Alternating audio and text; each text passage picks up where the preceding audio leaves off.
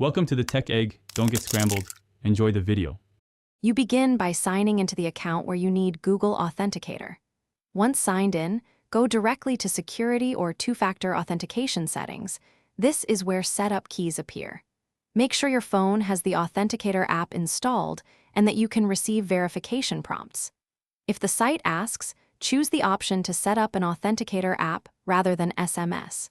Keep any existing backup codes or recovery methods visible, because you may need them before switching.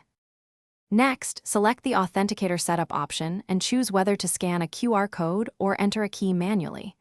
If you cannot scan, click to show the alphanumeric setup key. This is the critical secret.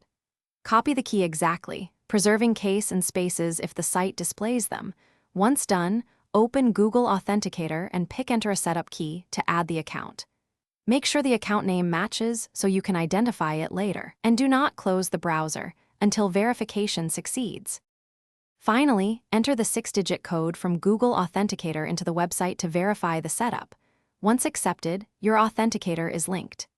Immediately save any provided backup codes in a secure place or export/save the setup key in an encrypted password manager so you can recover the account if you lose your phone.